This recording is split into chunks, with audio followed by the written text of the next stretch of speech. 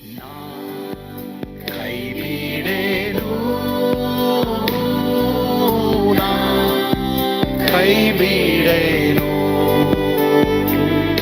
ಆ ಮಾತು ಹೇಳಿದ ನನ್ನ ತಾ ಹೇಳಿದ ನಲ್ಲವೇ.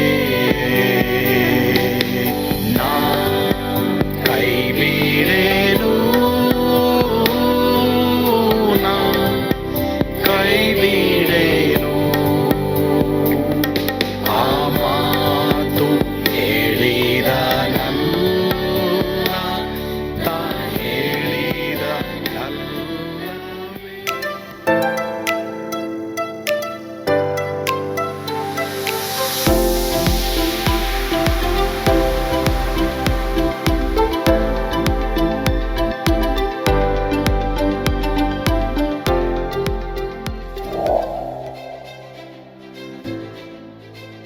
ಕರ್ನಾಟಕಕ್ಕಾಗಿ 3 ದಿನದ ಉಪವಾಸ ಪ್ರಾರ್ಥನೆ. ಹಲವಾರು ಜಿಲ್ಲೆಗಳು ಲೆಕ್ಕಿರಿ.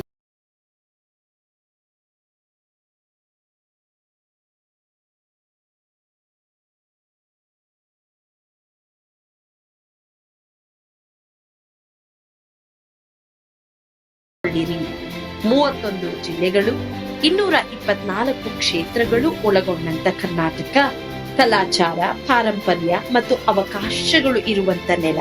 ಆದರೆ ನಮ್ಮ ವಿಜ್ಞಾಪನೆ, ಪ್ರಾರ್ಥನೆ ಅವಶ್ಯವಿರುವ ನೆಲ. ಎಸೆಕೆಲ 22:30 ದೇವರ ವಾಕ್ಯವು ಹೇಳುವ ಪ್ರಕಾರ, ಪೌಳಿಯ ಹುಡುಕಿನಲ್ಲಿ ನಿಲ್ಲುವಂತ ಒಬ್ಬನನ್ನು ನಾನು ಹುಡುಕಿದೆನು. ಈ ದಿನ ಆ ಕರೆಗೆ ನಾವು ಕಿವಿಗೊಟ್ಟಿದ್ದೇವೆ. ಏಪ್ರಿಲ್ 14, 15, 16ರಂದು ಹೃದಯಪೂರ್ವಕ ಪ್ರಾರ್ಥನೆಗಳು, ಆರಾಧನೆಗಳು, ದೇವರ ವಾಕ್ಯದಲ್ಲಿ ಬೇರೂರಿರುವ ಬಲವಾದ ದೇವರ ಸಂದೇಶಗಳ ಮೂಲಕ ಯೇಸುವಿನ ಪ್ರೀತಿಯಿಂದ ಕರ್ನಾಟಕ ಬದಲಾಗುವುದನ್ನು ಕಾಣೋಣ. ಹೆಚ್ಚಿನ ಮಾಹಿತಿಗಾಗಿ ಸಂಪರ್ಕಿಸಿ 9686444722, 9742088223, 9686236323. ಸ್ಥಳ Victory Children Home, Sasalu, Doddaballapura taluk, Bengaluru ಗ್ರಾಮಾಂತರ. ಯೇಸು ಕೈ ಬಿಡನು ದೈನಂದಿನ ಸತ್ಯವೇದ ಅಧ್ಯಯನಕ್ಕೆ ನಿಮ್ಮೆಲ್ಲರಿಗೂ ಆಹ್ವಾನ. Happy Easter. ಅಡ್ವಾನ್ಸ್ ಆಗಿ ಹ್ಯಾಪಿ ಈಸ್ಟರ್ ಅಂತ ಹೇಳ್ತಾ ಇದ್ದೀನಿ ನಿಮಗೆ, ಯಾಕಂದ್ರೆ ನಾಳೆ ಈಸ್ಟರ್ ಆಗಿರುವಂಥದ್ದು. ಅದಕ್ಕೊಂದು ವಾಕ್ಯವನ್ನು ನಾವು ನೋಡ್ಕೊಳ್ಳೋಣ. ಯೋಹಾನ 20:19-23. ಅದೇ ದಿವಸದ ಅಂದರೆ ವಾರದ ಮೊದಲನೇ ದಿವಸದ ಸಂಜೆಯಲ್ಲಿ ಶಿಷ್ಯರು ಯಹೂದ್ಯರ ಭಯದಿಂದ ತಾವು ಇದ್ದ ಮನೆಯ ಬಾಗಿಲುಗಳನ್ನು ಮುಚ್ಚಿಕೊಂಡಿರಲು ಯೇಸು ಬಂದು ನಡುವೆ ನಿಂತು, ನಿಮಗೆ ಸಮಾಧಾನವಾಗಲಿ ಅಂದನು. ಇದನ್ನ ಹೇಳಿದ ಮೇಲೆ ಅವರಿಗೆ ತನ್ನ ಕೈಗಳನ್ನು ಪಕ್ಕೆಗಳನ್ನು ತೋರಿಸಿದನು. ಶಿಷ್ಯರು ಸ್ವಾಮಿಯನ್ನು ನೋಡಿದ್ದರಿಂದ ಸಂತೋಷಪಟ್ಟರು. ಯೇಸು ಅವರಿಗೆ, ನಿಮಗೆ ಸಮಾಧಾನವಾಗಲಿ ಎಂದು ತಿರುಗಿ ಹೇಳಿ, ತಂದೆ ತನ್ನನ್ನು ಕಳುಹಿಸಿಕೊಟ್ಟ ಹಾಗೆ ನಾನು ನಿಮ್ಮನ್ನು ಕಳುಹಿಸಿಕೊಡುತ್ತೇನೆ ಅಂದನು.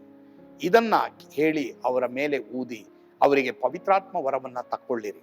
ನೀವು ಯಾರ ಪಾಪಗಳನ್ನು ಕ್ಷಮಿಸಿ ಬಿಡುತ್ತೀರೋ ಅವರಿಗೆ ಅವುಗಳ ಕ್ಷಮಾಪಣೆ ಆಗುತ್ತದೆ, ಯಾರ ಪಾಪಗಳನ್ನು ಕ್ಷಮಿಸದೆ ಉಳಿಸುತ್ತೀರೋ ಅವರಿಗೆ ಅವುಗಳು ಉಳಿಯುತ್ತವೆ ಅಂದನು.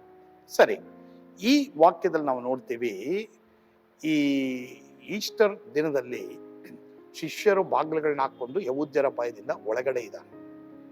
ಆ ಟೈಮ್ನಲ್ಲಿ ಪುನರುತ್ಥಾನ ಹೊಂದಿದಂತ ಯೇಸು ಬಾಗಿಲುಗಳು ತೆರೆದು ಹೋದ್ರು ಸಹ ಒಳಗಡೆ ಬಂದು ನಿಮಗೆ ಸಮಾಧಾನವಾಗಲಿ ಎಂಬುದಾಗಿ ಹೇಳ್ತಾರೆ. ಅದೇ ತರ ಪ್ರಿಯರೇ, ಒಂದು ವೇಳೆ ಇವತ್ತು ಸಮಾಧಾನ ಇಲ್ಲದೆ ಇರುವಂತ ಜೀವಿತ ಅನೇಕರು ನೀವು ಅನುಭವಿಸ್ತಾ ಇರ್ಬೋದು. ಯಾಕೆ ಸಮಾಧಾನ ಇಲ್ಲ ಗೊತ್ತಾ? ಪಾಪ ಕ್ಷಮಾಪಣೆ ಇಲ್ಲ. ಪಾಪ ಇದ್ರೆ ಅಲ್ಲಿ ಸಮಾಧಾನ ಇರಲ್ಲ. ಸರಿ, ನೀವೇನ್ ಮಾಡ್ರಿ, ಪಾಪವನ್ನು ಕ್ಷಮಿಸುವುದಕ್ಕೆ ಅಧಿಕಾರ ಇರೋದು ಯೇಸ್ವಾಮಿಗೆ ಬಿಟ್ರೆ ಈ ಲೋಕದಲ್ಲಿ ಯಾರಿಗೂ ಇನ್ನ ಪ್ರಿಯ. ಎಲ್ಲರೂ ಎಲ್ಲ ಕೊಡಬಹುದು, ಆದರೆ ಪಾಪ ಕ್ಷಮಾಪಣೆಯನ್ನ ಪರಿಶುದ್ಧನಾದ ಯೇಸು ತನ್ನ ರಕ್ತವನ್ನ ಸುರಿಸುವುದರ ಮುಖಾಂತರವಾಗಿ ನಮಗೆ ಅನುಕೂಲ ಮಾಡಿಕೊಟ್ಟಿದ್ದಾರೆ. ಹೀಗಾಗಿ ಈ ಒಂದು ಚಾನೆಲ್ನಲ್ಲಿ ಈಗ ಯಾರು ಸಮಾಧಾನ ಇಲ್ಲದೇ ಇರೋರು, ನೀವು ಜೈಲಿನಲ್ಲಿ ಇದ್ದೀರಾ ಅಥವಾ ನಿಮ್ಮ ಮನೆಯಲ್ಲಿ ಇದ್ದೀರಾ, ನಂಗೆ ಸಮಾಧಾನ ಇಲ್ಲ, ನಾನು ನೇಣ ಹಾಕೊಂಡ್ಬಿಡ್ಬೇಕೆಂಬುದಾಗಿ ಹೇಳಿ ಮನೆಯಲ್ಲೋ ಆಫೀಸಲ್ಲೋ ಎಲ್ಲೋ ಇದ್ದೀರಾ, ಈಗಲೇ ಯೇಸುವೇ ನನಗೆ ಸಮಾಧಾನ ಕೊಡು ಎಂಬುದಾಗಿ ಕೇಳಿ ಅವರು ಸಮಾಧಾನ ಕೊಡ್ತಾರೆ, ನಿಮ್ಮನ್ನ ಡಿಪ್ರೆಷನ್ ಇಂದ ಬಿಡುಗಡೆ ಮಾಡ್ತಾರೆ. ಇದೇ ಶಿಷ್ಯರು ಅಲ್ಲಿ ಡೌಟ್ ಪಡ್ತಾನೆ ಯಾರೋ ತೋಮ, ಆದ್ರೆ ಯೇಸ್ವಾಮಿ ತನ್ನ ಪಕ್ಕೆಯಲ್ಲಿರುವಂಥ ಗಾಯಗಳು, ಕೈಯಲ್ಲಿರುವಂಥ ಗಾಯಗಳನ್ನ ತೋರಿಸ್ತಾರೆ, ಡೌಟ್ ನೀಗಿಸ್ತಾರೆ. ಕಡೆಗೆ ಈ ಶಿಷ್ಯರು ಏನಾಗ್ತಾರೆ, ಒಂದು ದೊಡ್ಡ ಸಾಕ್ಷಿ ಆಗ್ತಾರೆ. ನಿಮ್ಮನ್ನು ಸಹ ದೇವರು ಒಂದು ದೊಡ್ಡ ಸಾಕ್ಷಿಯನ್ನಾಗಿ ಮಾರ್ಪಡಿಸ್ತಾರೆ. ನೀವು ಕಣ್ಮುಚ್ಚಿ, ಸ್ವಾಮಿ ನೀನು ನನ್ನ ಹೃದಯದಲ್ಲಿ ಬಾ, ನಂಗೆ ಸಮಾಧಾನ ಕೊಡು ಅಂತ ಕೇಳಿ ಈ ಈಸ್ಟರ್ ದಿನದಲ್ಲಿ ಅವರು ನಿಮಗೆ ಸಮಾಧಾನ ಕೊಡ್ತಾರೆ. ಸಮಾಧಾನ ಕೊಡುವುದಕ್ಕಾಗಿಯೇ ಸತ್ತವರೊಳಗಿಂದ ಯೇಸು ಸ್ವಾಮಿ ಪುನರುತ್ಥಾನ ಹೊಂದಿದ್ರು. ಈಗ ಪ್ರಾರ್ಥನೆ ಮಾಡೋಣವಾ? ಪರಮ ಪ್ರೀತಿಯುಳ್ಳ ತಂದೆ ಆದರೆ ನಿಮಗೆ ಸ್ತೋತ್ರ. ಸಮಾಧಾನ ಇಲ್ಲದೆ ಇರೋಂಥವ್ರು ಮನೆಯಲ್ಲಿದ್ದಾರೋ, ಜೈಲಿನಲ್ಲಿದ್ದಾರೋ, ಆಸ್ಪತ್ರೆಯಲ್ಲಿದ್ದಾರೋ, ನನಗೆ ಜೀವಿತವೇ ಸಾಕ್ಯಮದಾಗಿ ಹೇಳಿ, ನಷ್ಟದಿಂದಲೋ ಕುಟುಂಬದ ಅಸಮಾಧಾನದಿಂದಲೋ ದೇವರೇ ನಾನು ಸಾಯಬೇಕೆಂಬುದಾಗಿ ಯಾರ್ಯಾರು ತೀರ್ಮಾನ ಮಾಡಿದ್ರು, ಈಗಲೇ ಅವ್ರ ರೂಮ್ನಲ್ಲಿ ಪ್ರವೇಶ ಮಾಡಿ, ಶಿಷ್ಯರ ಮನೆಯಲ್ಲಿ ಪ್ರವೇಶ ಮಾಡಿದಂಥ ಅದೇ ಕರ್ತನು ಪ್ರವೇಶ ಮಾಡಿ ಅವರಿಗೆ ಸಮಾಧಾನ ಕೊಡು. ಸಮಾಧಾನ ಪ್ರಭುವೇ ಅವರಲ್ಲಿರುವಂಥ ಎಲ್ಲ ಭಯವನ್ನು ಹೋಗಲಾಡಿಸಿ ಸಮಾಧಾನ ಕೊಡು. ಯೇಸುವಿನ ಹೆಸರಿನಲ್ಲಿ ಪ್ರಾರ್ಥಿಸ್ತೇವೆ ಸ್ವಾಮಿ, ಆಮೇಲೆ. ಕರ್ತನು ತಾನೇ ನಿಮ್ಮೆಲ್ಲರನ್ನ ಆಶೀರ್ವಾದ ಮಾಡಲಿ. ಯೇಸು ನಿಮ್ಮನ್ನು ಕೈ ಬಿಡನು. Happy Easter. God bless you. Advance happy Easter. God bless you.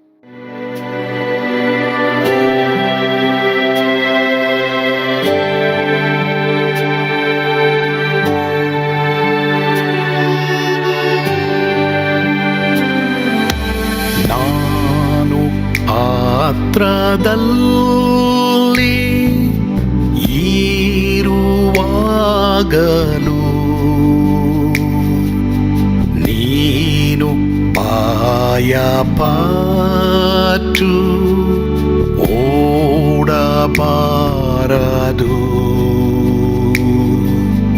ನನ್ನ ಮಾತನಂಬಿ ಸ್ಥಿರವಾಗಿರು.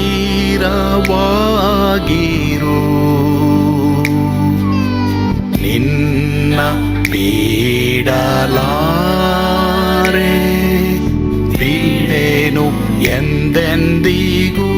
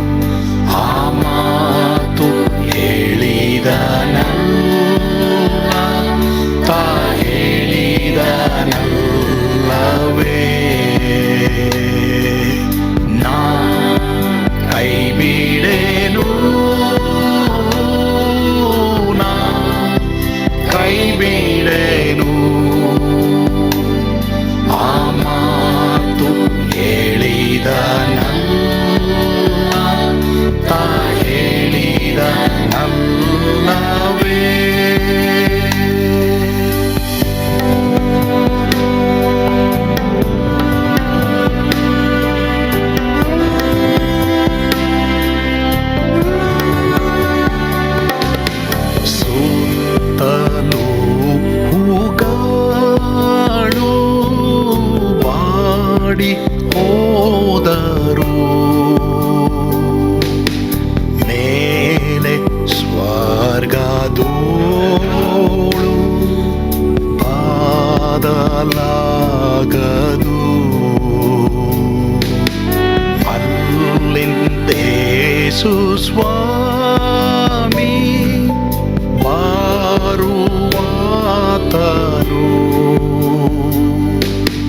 ನನ್ನ ಬಿಡಲಾರ, ನನ್ನನ್ನು ಕೈ ಬಿಡನು. ನಾ ಕೈ ಬಿಡೆನು, ನಾ ಕೈ ಬಿಡೆನು.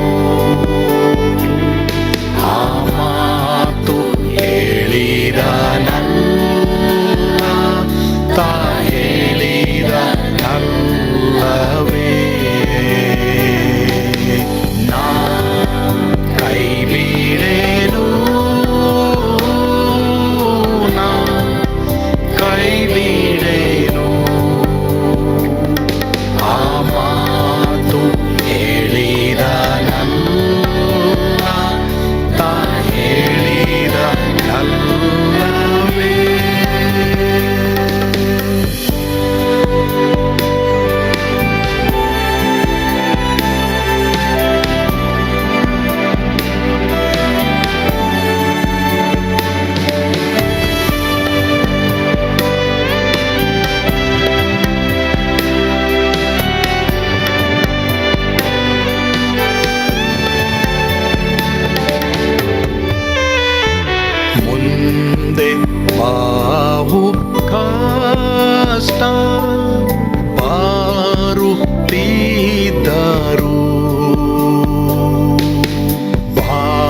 ಜಯ ಪಾಡಲಾರೆ,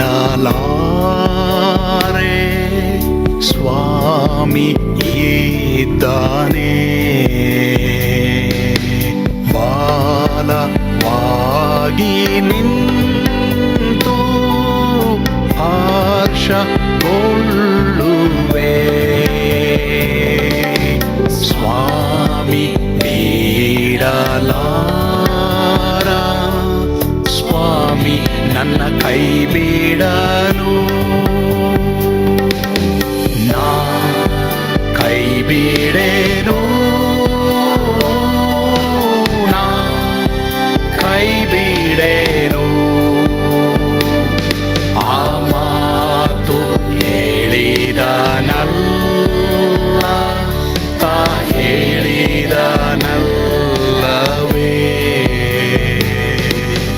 ನಾ ಕೈ ಬಿಡೆನು, ನಾ ಕೈ ಬಿಡೆನು. ಆ ಮಾತು ಹೇಳಿದನಲ್ಲ, ತಾ ಹೇಳಿದನಲ್ಲವೇ. ತಾ ಹೇಳಿದನಲ್ಲ